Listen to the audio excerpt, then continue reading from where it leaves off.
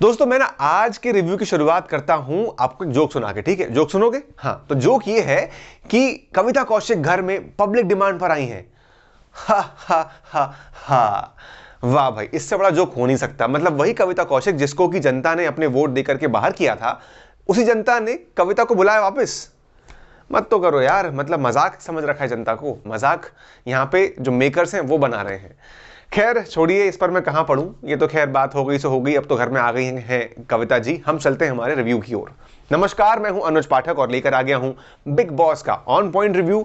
सीधी बात, on point, without बकवास, जहां हम करते हैं ओनली डिकोडिंग, ना कि शो का टेलीकास्ट। तो चलते हैं शुरुआत की ओर भाई। और आज जो मैं बात करने जा रहा हूं सबसे पहले वो था टास्क हुआ हेयर बैंड वाला, जहां लोगों ने दूसरों के सर पे टास्क पहनाया कि उनके कितने फेसेस हैं इस बारे में बात करते हुए। और सबसे ज्यादा टारगेट किए गए एजाज और पवित्रा। भाई यहाँ मतलब पता है इस घर की दिक्कत क्या है दोस्तों? यहाँ पर ना घर वालों का हमें स्टैंड समझ में ही नहीं आता। जो घर वाले हैं वो एक तरफ रुबीना का कैप्टेंसी के लिए कभी नाम ही नहीं लेते। कोई भी एक ऐसा मेंबर नहीं है जो कि रुबीना का नाम लेता हो कि हमें रुबीना को कैप्टन बनाना है, ऐसा कभी नहीं होता। वहीं पर जब भी कोई टास्क होता है कैप्टेंसी का, सारे घर वाले जो हैं वो अलग ही नाम लेते हैं, वो कभी भी रुबीना का नाम नहीं लेते। वहीं हमने ये भी देखा है कि जो रुबीना है वो खुद भी कभी अपना नाम आगे नहीं लाती कि मुझे कैप्टन बनाओ, ये भी हमने देखा है। वहीं पर निक्की और जान का जो ग्रुप है वहां पर हम देखते हैं कि सबने मिलकर सोचा कि हम बनाते हैं कैप्टन एजाज को। ठीक है भाई, वहां आपने उनको कैप्टन बना दिया, लेकिन यहां पर उनका डबल स्टैंडर्ड देखिए कि वही टीम अपने उसी एजाज को नॉमिनेट करती है फॉर द डबल फेसेस, अलग अलग तरीके से। मतलब यहां इन खिलाड़ियों का ना बहुत ही छोटा सोच की दिमाग है। इतनी इतनी छोटी सोच है कि अगर हमने जिस व्यक्ति को कैप्टन बनाया है उसने हमारा फायदा नहीं कराया बार बार, तो वो खराब है और इसी के नाम पर सब कुछ डाल दो। यही तो देखने को मिल रहा है हमें। भाई घर वालों में एक वो दिमाग से खेलने का, अपने स्टैंड पे स्टिक टू रहने का कोई मतलब ही नहीं है। यहां पर इंसान को किस मुद्दे को लेकर आपने किस नाम पे उड़ेल दिया। जहां रुबीना को आप एक तरफ नापसंद करते हो, उसका नाम यहां कोई नहीं लेता, और जहां पर आप एजाज को बनाते हो कैप्टन, उसको आप बोलते हो डबल फेसेड बिकॉज आपका उन्होंने काम नहीं किया है। ये गेम बहुत खराब है और अजीब है। आगे हम देखते हैं कि एजाज ने बैंड लगाया जैस्मिन के सर पे और कहा कि भाई उनका जो चेहरा है वो बहुत डिफरेंट है, उनका सॉरी मुझे उतना सही नहीं लगता जो कि वो दिल से नहीं कहती हैं। इन सब केस में अब मैं आपको बताऊं तो यहां जैस्मिन ने 2 बार सॉरी कहा है एजाज को। पहली बार जब वो वीकेंड के बार से उनको जब सलमान भाई ने रियलाइज करवाया तो उन्होंने जाकर के सॉरी बोला, अपोलोजाइज किया। पर उसके बाद भी हमने जब देखा आगे कि अभी अली गोनी ने जब समझाया जैस्मिन को, तो उसके बाद भी जाकर के उन्होंने कन्फ्रंट किया और सॉरी बोला एजाज को। मगर यहाँ पे एजाज जो है वो कन्विंस होते हुए नहीं दिख रहे। उनको जैस्मिन का सॉरी कन्विंसिंग नहीं लग रहा। यानी कि एक बात समझ में आती है कि अब एजाज भाई को भी सस्ता सॉरी नहीं चाहिए, लाइक राहुल। और वो भी एकदम उसी मूड में बैठ गए कि देखो मेरे को नहीं लगा तुम्हारा सॉरी सही, तो मैं नहीं बोलूंगा, तुम रहने दो यार, जो होगा हम आगे देखेंगे। इस मूड में हमें दिखे एजाज खान। वहीं दोस्तों हम बात करें अगर राहुल वैद्या की, तो राहुल वैद्या को इस बार लगातार तीसरे वीक में तारीफ मिली सलमान भाई की। वो खिलाड़ी जो कि शायद जो पहले के 2 वीक हैं वो बिकॉज ऑफ सीनियर के अंडर में रहने की वजह से उतना नहीं दिख पा रहा था, मगर उसके बाद से वो लगातार आउटशाइन कर रहा है। लगातार सलमान भाई उसको तारीफ कर रहे हैं। और हमने ऐसा देखा है अक्सर कि जो बाकी जो प्लेयर्स होते हैं, अगर उनको कभी एक वीक में तारीफ मिलती है तो वो नेक्स्ट वीक में बहुत सारी गलतियां और बेवकूफ़ियां करने लगते हैं, वो चढ़े जाते हैं और उसके बाद इतनी गलतियां करते हैं कि वो वापस नीचे आ जाते हैं। लेकिन यहां राहुल वैद्या की तारीफ करनी पड़ेगी कि इस खिलाड़ी ने बहुत नाप तोल के, बहुत अच्छे से, सुलझे हुए ढंग से वो गेम खेल रहा है, खुद को चढ़ने नहीं दे रहा और बहुत संभल के अच्छे से। क्योंकि हम जानते हैं कि राहुल का अपने आप से बहुत ज़्यादा कंट्रोल है, वो सही तरीके से गेम में को जो देखता है जिस नज़रिए से, वो बहुत स्ट्रांग है। और इस वजह से राहुल लगातार 3 वीक से तारीफ पा रहा है और बन के उभर रहा है मैं फिर से नहीं बोलूंगा बिकॉज लोग कहते हैं कि वन ऑफ द क्यों स्ट्रॉन्गेस्ट ही, लेकिन यहां पर मैं बोलूंगा कि one of the strongest contestant, because Ejaz भी तो है जिनकी तारीफ आज खूब हुई है। तो ये इस तरीके से हम देख रहे हैं कि जो राहुल हैं वो बहुत ही स्ट्रांग बन के उभरे हैं। कुडोज यार राहुल भाई, ऐसे ही खेलते रहिए और अपनी जगह को स्ट्रांग बनाए रखिए। दोस्तों आज के पूरे एपिसोड में हीरो बन के उभरे हैं कौन कौन? एजाज एंड राहुल, दोनों ने बहुत अच्छा किया। और ऐसा देख के लग रहा था कि सलमान भाई खुद जो हैं वो ऑडियंस बन के एजाज और राहुल के सामने खड़े हैं, उनको डिफेंड करने के लिए उनके साथ ऐसे स्ट्रांगली। तो ये हमें बहुत अच्छे से देखने को मिला और I would call it a best episode, one of the best episode, क्योंकि ना यहाँ पर ऑलमोस्ट सारे मुद्दों को उठाया गया जो कि इस वीक में हुए थे। लेकिन हाँ, कुछ मुद्दे नहीं उठे, उनके बारे में भी बात होनी चाहिए थी। जैसे कि मैं आपको बताऊं तो जिन लोगों ने गलती करी उनके मुद्दों को तो उठाया गया, लेकिन जिन लोगों ने अच्छा किया था उनको तारीफ नहीं मिली। जैसे कि मैं आपको बता दूं तो यहाँ रुबीना, जिन्होंने डेविल वर्सेस फरिश्ते वाले टास्क में इतना अच्छा परफॉर्म किया, उनको तारीफ मिलनी चाहिए थी, लेकिन उनको यहाँ पर बिग बॉस ने एकदम क्लूलेस छोड़ दिया। उनको समझ में ही नहीं आया कि आखिरकार हुआ क्या मेरे साथ, अब मैं उसको तारीफ समझूं या मैं आगे क्या करूं। अब वहीं अगर हम बात करें तो जो निक्की एंड ऑल्सो जैस्मिन को फॉर उनकी अनबाइज्ड संचालक जो उन्होंने वो बन के दिखाया, वहीं निक्की ने जो अच्छा किया परफॉर्म अपने स्टैंड के साथ, ये भी तारीफ होनी चाहिए थी। क्योंकि जो लोग अच्छा करते हैं अगर उनको आप तारीफ करो तो नेक्स्ट वीक में और अच्छा करने का मोटिवेशन लेके आगे जाते हैं। And that is what much needed in the house, because घर में ना कई बार लोग ठंडे पड़ जाते हैं और आगे चल करके अगर उनको लगता है कि नहीं कर रहे हैं तो वो और सुस्त हो जाते हैं। इसलिए बेहतर है कि जहां तारीफ करो तो सबकी करो अच्छे से, और यहां पर अगर इन मुद्दों को भी उठा दिया जाता तो एकदम परफेक्ट एपिसोड बन जाता। दोस्तों वहीं पर आज अभिनव ने एक बार फिर एजाज को टारगेट किया। भाई अभिनव के लिए तो वही टारगेट्स हैं, यानी पहला कौन, एजाज, दूसरा निक्की, और तीसरा वो जो कि रुबीना से पंगा ले ले तो वो बन जाता है दुश्मन अभिनव का। अब यहां पर अगर हम बात करें तो जिस तरीके से हमने कल बात करी थी कि अभिनव चाहते हैं कि एजाज अपना नेचर ही बदल, मतलब क्या इंसान नेचर को बदल के गेम से बाहर हो जाए, आप ये चाहते हो अभिनव। वहीं पर अगर हम दूसरी ओर देखें तो ना तो सलमान भाई ने और ना बाहर सोशल मीडिया पर जनता ने एजाज के नेचर पर कोई सवाल उठाए, तो आप क्यों उठा रहे हो भाई? क्योंकि हमें ना आज का पूरा जो एपिसोड है, जैसा मैं आपको बताऊं तो देख के समझ में आया कि पूरा एपिसोड जो है वो बाहर सोशल मीडिया और जो ऑडियंस है उनके पॉइंट ऑफ व्यू पर बना हुआ दिखा है।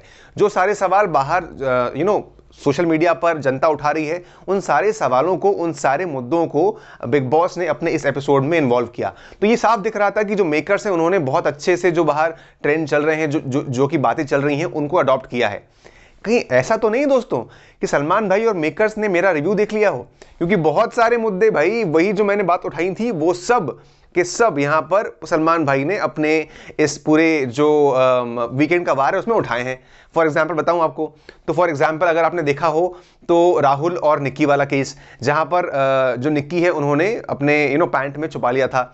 यहां पर मैंने क्या कहा था कि अगर यही चीज राहुल वैद्या करते तो क्या होता, मैंने कहा था ये बात, यही बात उठाई कौन से, सलमान भाई ने भी। तो ये केस वैसा सेम हो जाता है भाई। जो मैंने कहा था कि राहुल अगर इस केस को करता, अगर राहुल ऐसा बिहेव करता तो बवाल मच जाता, और बवाल मचता ही भाई, ये तो मैंने आपको बताया ही था।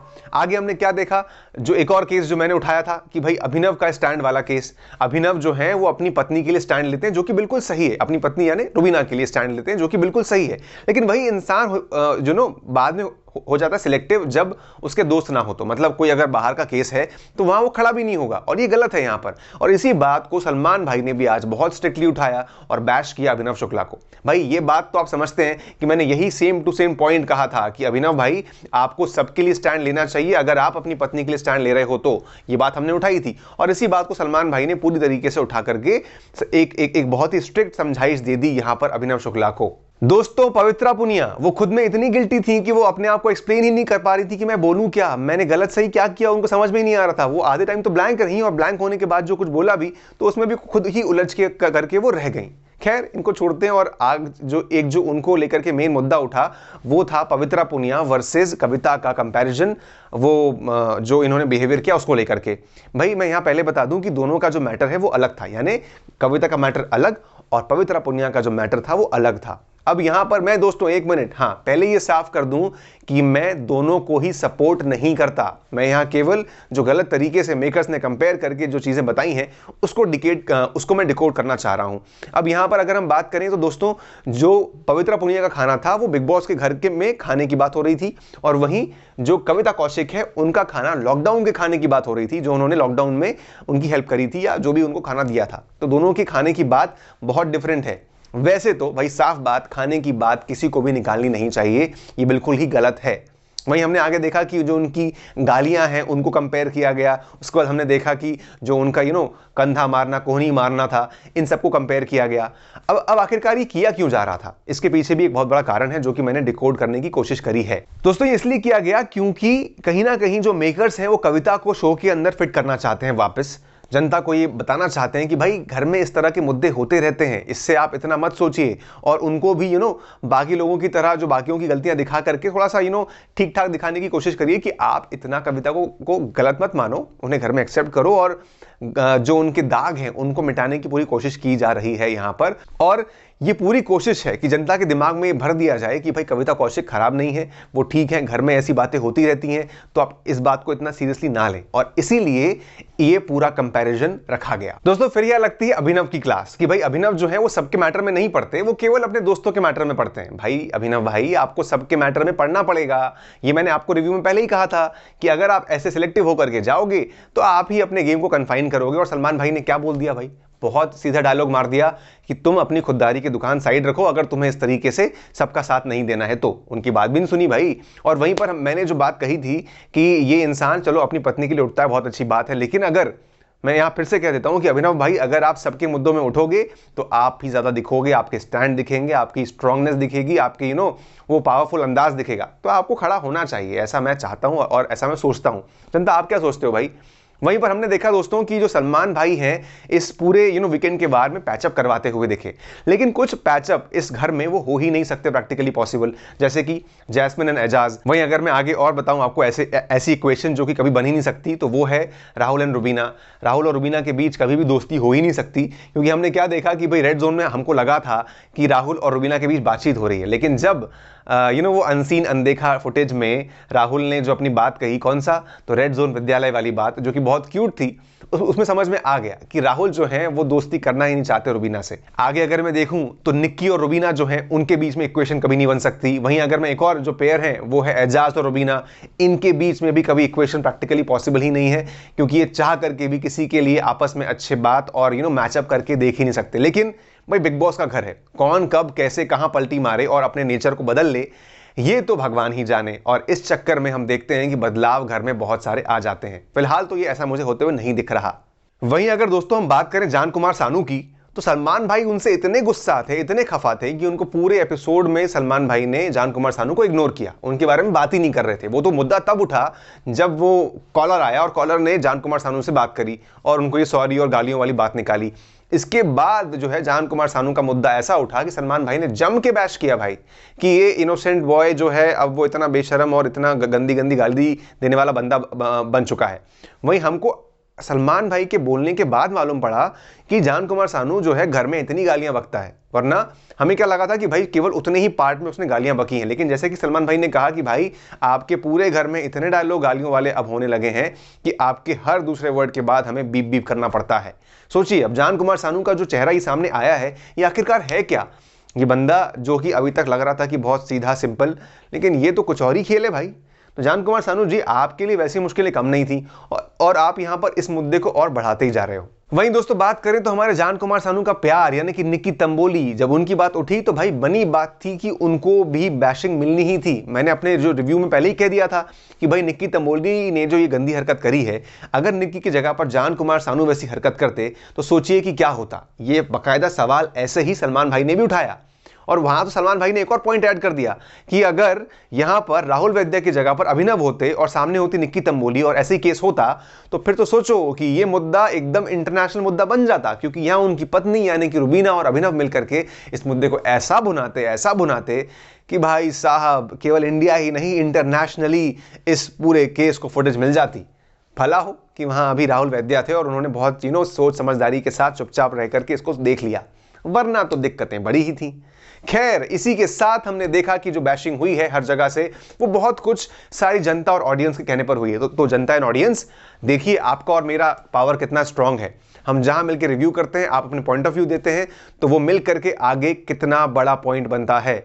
दोस्तों एक बात जिसको लेकर के मुझे भी लोगों ने कहा था वो था अभिनव वाला केस कि भाई तुम अभिनव को क्यों बुरा बोल रहे हो, वो तो अपनी पत्नी के लिए खड़ा है। लेकिन मैं वहां पर खड़ा रहा था, मैंने अपने पॉइंट ऑफ व्यू पर मैं खड़ा रहा कि भाई मैं केवल पत्नी नहीं बल्कि अभिनव को केवल इतना कहना चाहता हूं कि आप सबके लिए खड़े हो। और इसी बात को इसी तरीके से सलमान भाई ने भी खड़े होकर के स्टैंड लिया।